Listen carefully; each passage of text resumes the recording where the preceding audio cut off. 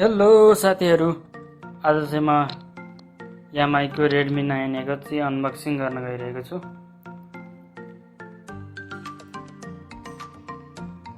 र अब यसको अनबक्सिङ सुरु गरौँ है त।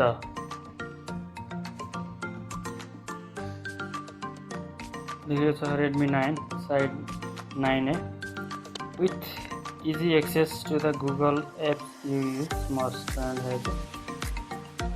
साइड में अर्को साइड में लेखेको छ Redmi 9A sky blue 2GB RAM 32GB ROM made in China. यो चाहिँ नेपालमा जुन लन्च भएको छ त्यो चाहिँ ग्लोबल भेरिएन्ट हो।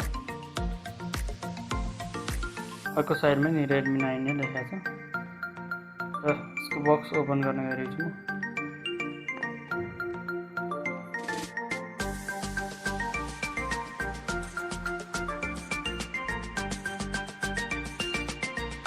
ब्लू कलर में रहेको छ।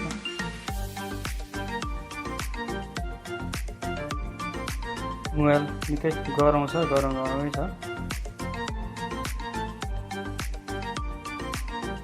यसमा 5000 mAh ब्याट्री भएर पनि होला सायद।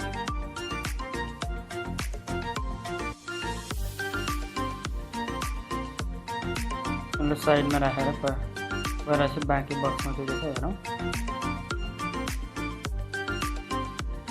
सिम इजेक्टर टु अनि यो भित्र रहेको छ म्यानुअल गाइड अनि वारेन्टी कार्डहरु रहेको छ।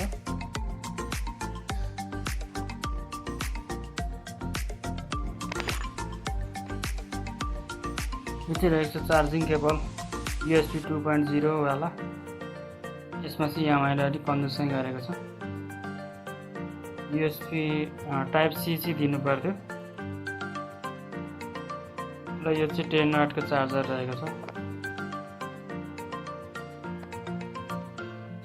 र बाँकी बक्समा केही पनि छैन र हामी फोनमै हेरौँ। फोन चाहिँ मैले अघि नै ओपन गरेर राखिसकेको छु।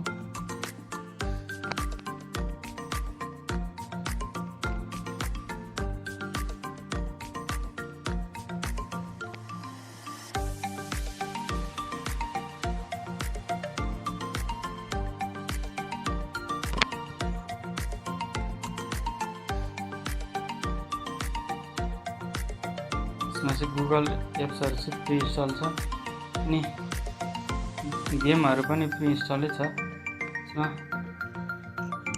त्यो चाहिँ अनइन्स्टल गर्न सक्नुहुन्छ गेमहरु चाहिँ। सो डिभाइस सेम रहेको छ Redmi 9A। स्टोरेज रहेको छ 32GB, त्यसमा चाहिँ लगभग 12GB चाहिँ युज भएको छ। अनि यामाई UI भर्जन रहेको छ 12।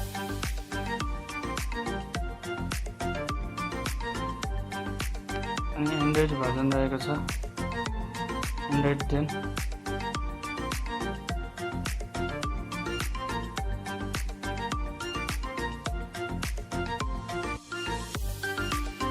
अनि यो यामाई UI चाहिँ निकै हेभी जस्तो लाग्छ मलाई। निकै अप्टिमाइज गरिएको छैन। युआईहरुमा हेर्नुहुन्छ भने चाहिँ Samsungको One UI र OnePlus को OS चाहिँ राम्रो छ।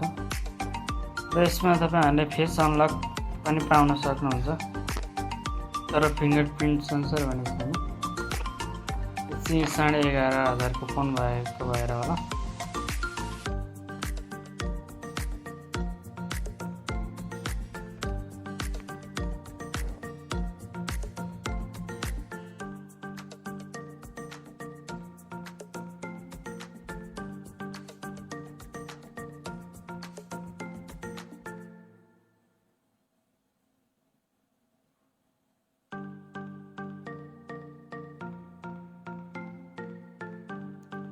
तपाईहरुले चाहिँ यसमा गेमहरु पनि खेल्न सक्नुहुन्छ। हेभी गेमहरु चाहिँ खेल्न सक्नुहुन्न, जस्तो पबजी चाहिँ लो सेटिङमा खेल्न सक्नुहुन्छ खाली। यसमा साइडमा रहेको चाहिँ सिम कार्ड ट्रे खोलेर हेर्नुहुन्छ। यसमा दुईटा सिमको साथमा चाहिँ एउटा मेमोरी कार्ड पनि लाग्छ। तपाईहरुले मेमोरी कार्ड पनि हाल्न सक्नुहुन्छ।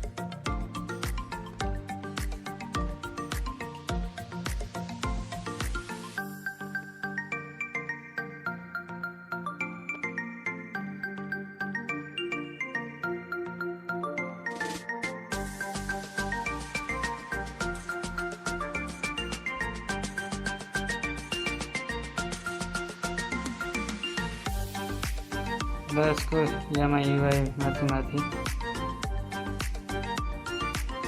डार्क मोड पनि दिएको छ।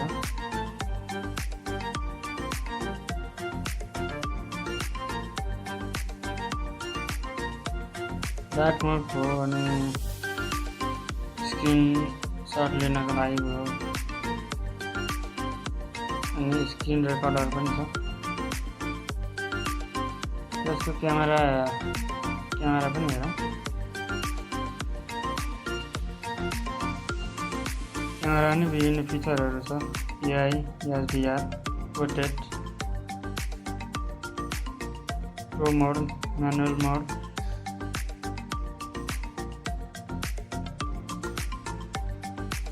र यसको क्यामेरा भने एभरेज मात्रै छ।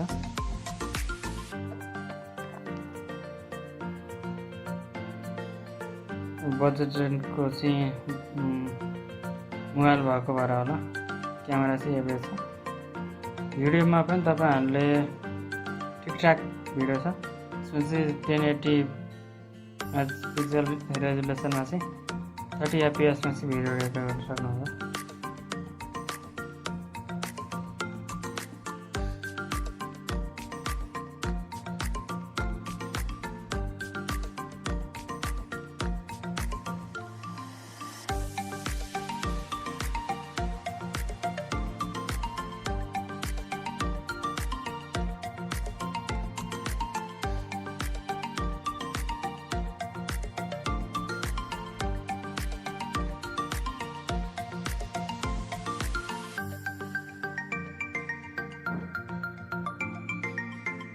यसको पछाडिपट्टि चाहिँ 13 मेगापिक्सलको क्यामेरा रहेको छ। यसमा चाहिँ एलइडी फ्ल्यास रहेको छ।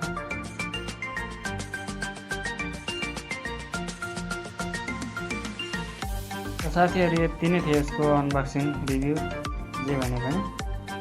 र तपाईहरुले अहिलेसम्म मेरो च्यानललाई सब्स्क्राइब गर्नुभएको छैन भने प्लिज सब्स्क्राइब गरेर सपोर्ट गरिदिनु होला।